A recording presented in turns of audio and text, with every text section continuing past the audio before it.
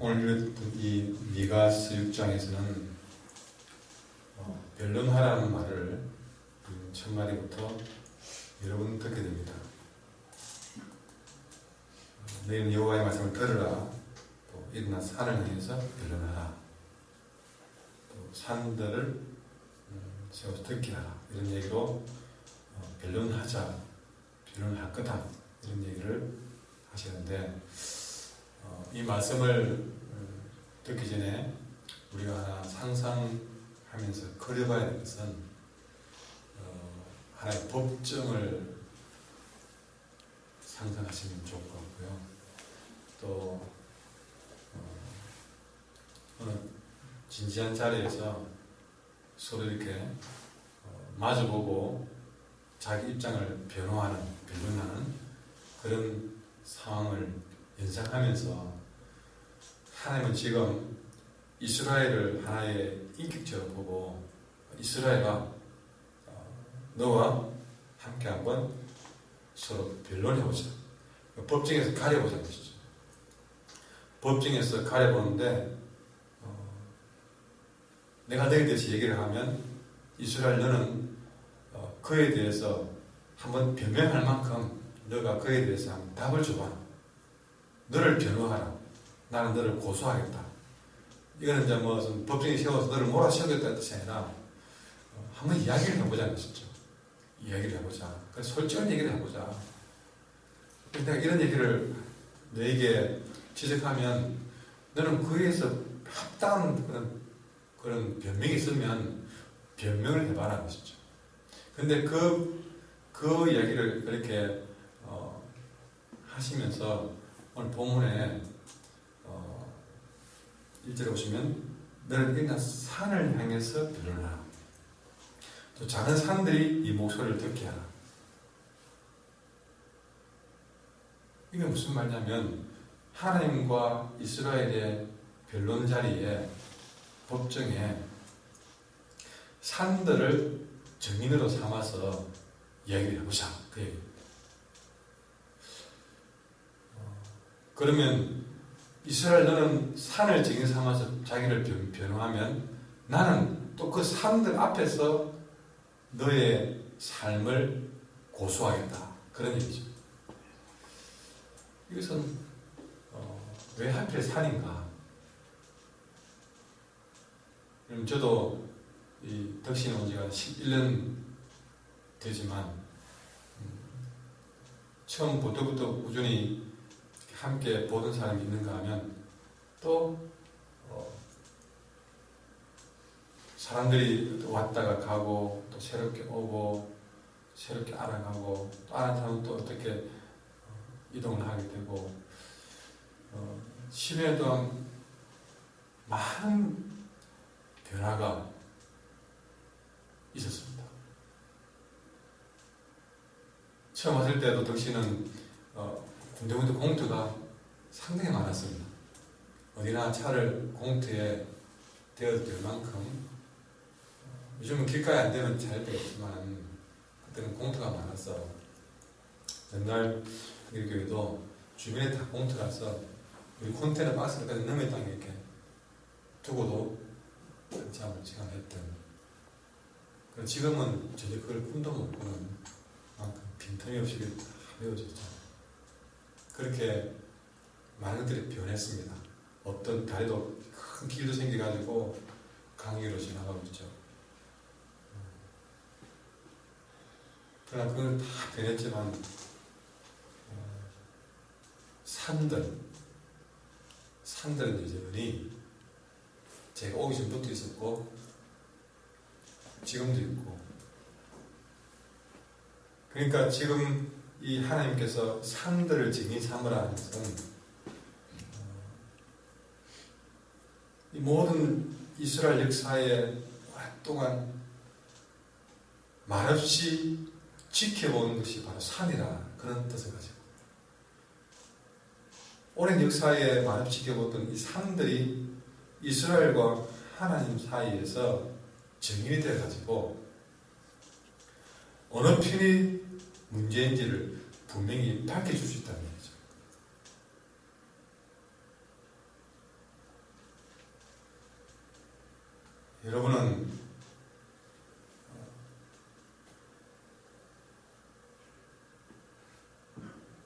나의 삶을 와로 지켜보았던 그 상들 앞에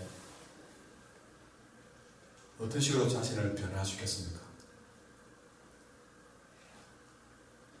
강길을 걷다 보면 수많은 벚꽃나무들이 있는데 그 벚꽃나무들은 나를 유심히 지켜봤을 것인데 그 나무들에게 물어보십시오. 나는 어떻게 살아왔는지, 네가 볼 때는 내가 어떻게 살았는지. 여러분, 드나드는 출입문 앞에 무심코 지나왔겠지만 그 출입문들 앞에서 여러분들이 어떻게 살았는지 물어보십시오. 여러분이 늘 타고 다니던 그 차량의 핸들에게 물어보십시오. 과연 그 핸들은 내가 운전하며 다니던 그 모든 길 앞에서 어떤 표정으로 살아왔는지, 혼자 구실거렸던 내 말은 블랙박스처럼 나를 어떻게 녹음하고 녹화하고 기억하고 있을지.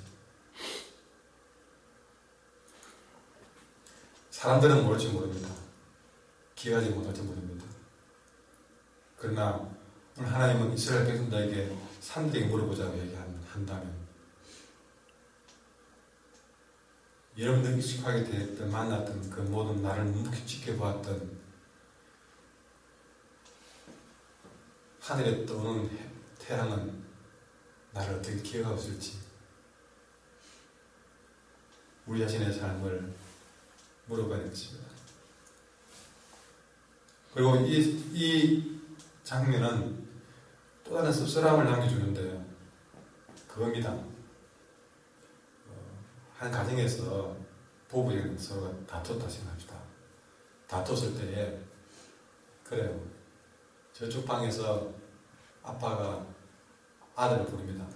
누구야? 이리 와봐라. 길동 이리 와봐라. 너 엄마한테 가서 네 출근한다고 얘기해라. 그러니까 아이가 바로 들어가서 엄마 아빠 출근한대. 그러면 엄마는 그 아들에게 길동아 알아서 밥 먹고 가라 그래라. 아들이 뛰어가지고 아빠한테 아빠 엄마가 알아서 밥 먹고 가라 보내. 여러분 한 집에서 직접 여보 나 출근해요 해도 될 것을 아들을 시켜서 이렇게 부부가 대화를 나누고 있는 모습 짐작되시죠? 바로 그 장면입니다. 산을 두고 아무 말도 하지 못하는 산을 두고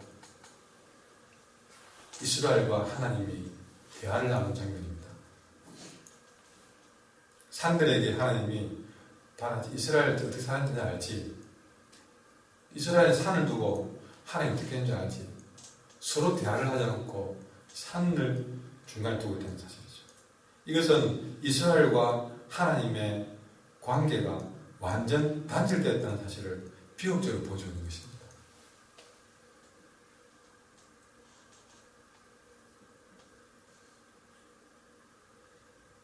여러분 이런 관계를 보면서 우리의 삶도 교회는 다니고 있지만 심지어 새벽기도 나오고 있지만 하나님과의 관계가 얼마나 살아있는가를 돌아보셔야 됩니다.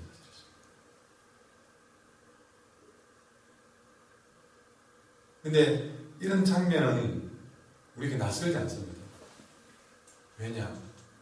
우리는 하나님보다 하나님 준 돈을 더 바라보고 살기 때문에 우리의 손에 쥔 돈이 여기 나오는 산에 비유되시다는 사실이죠.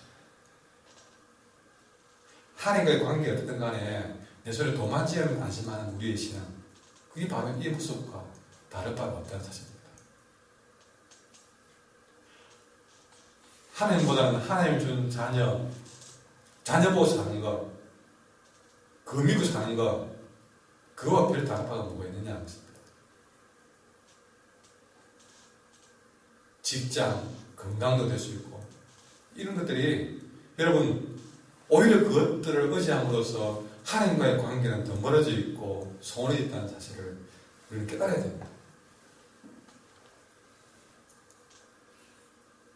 사랑을 더 의지하고 있고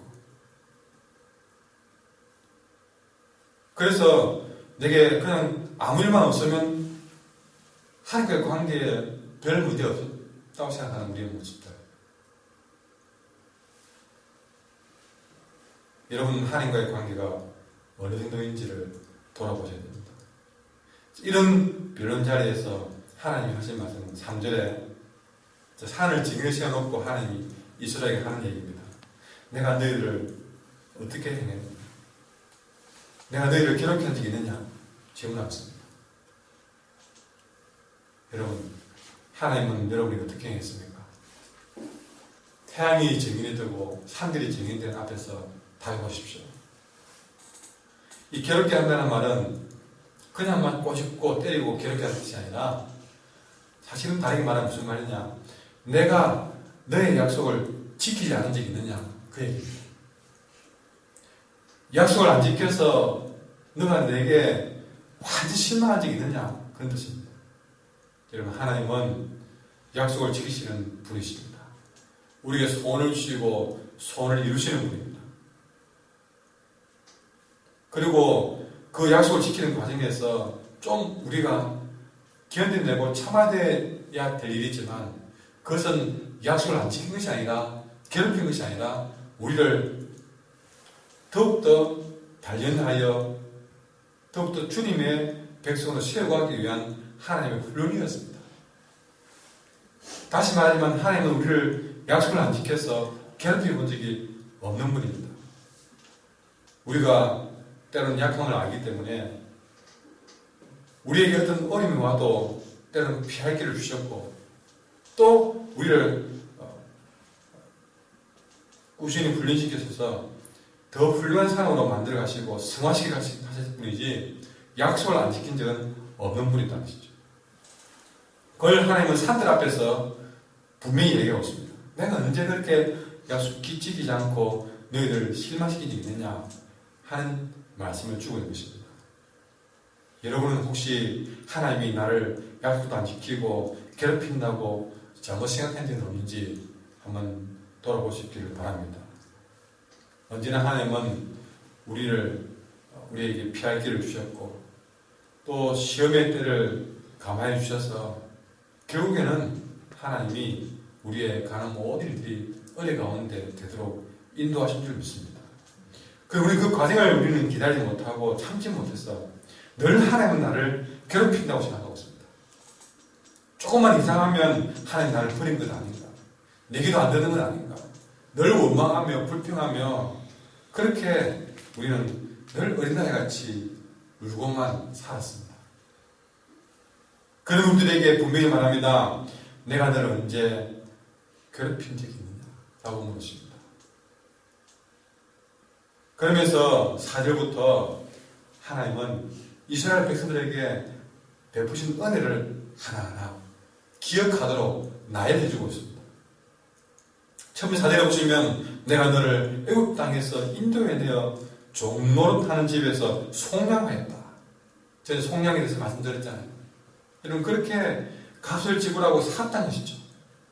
애굽 땅에서 괴롭힘을 당한 너희들을 끌어내주지 않느냐.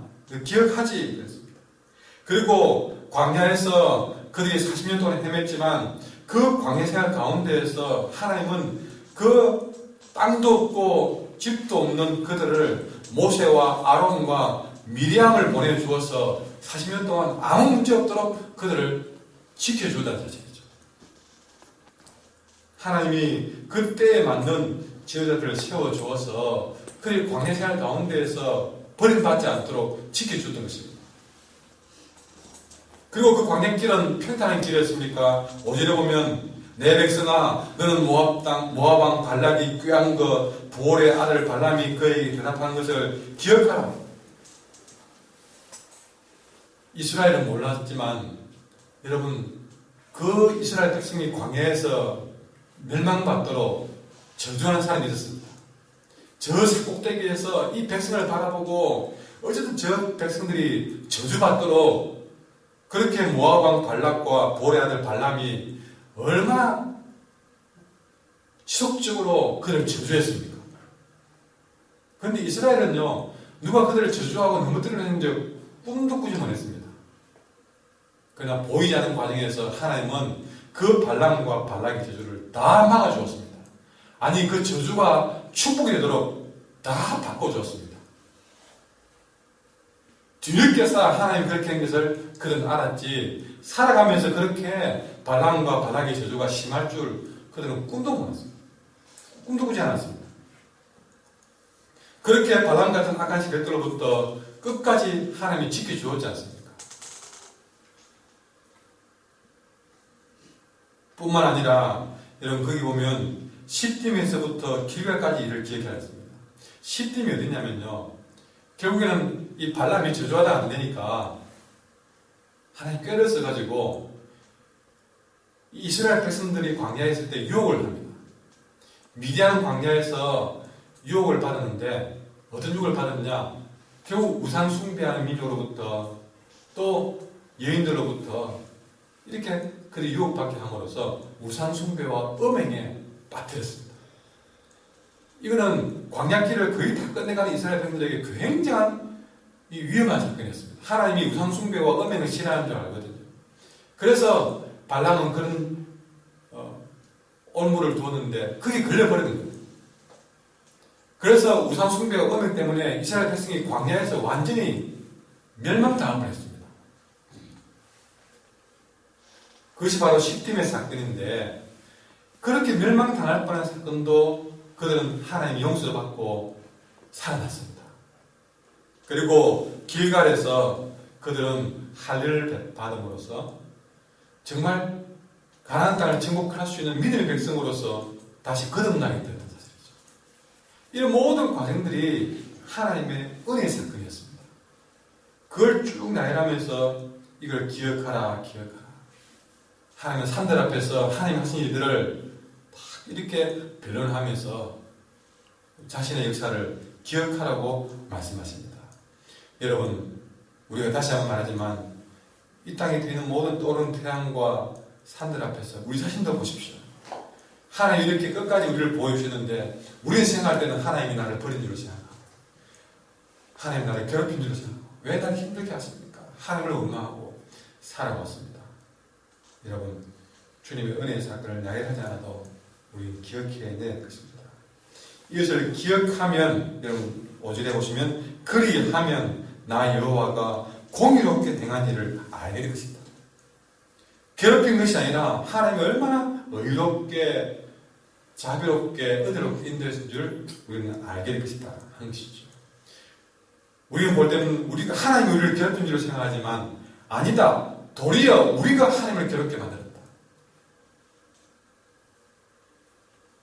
얼마나 우리 인생이 나이를 공짜로 먹었는지, 얼마나 철이 없는지 모르겠습니다.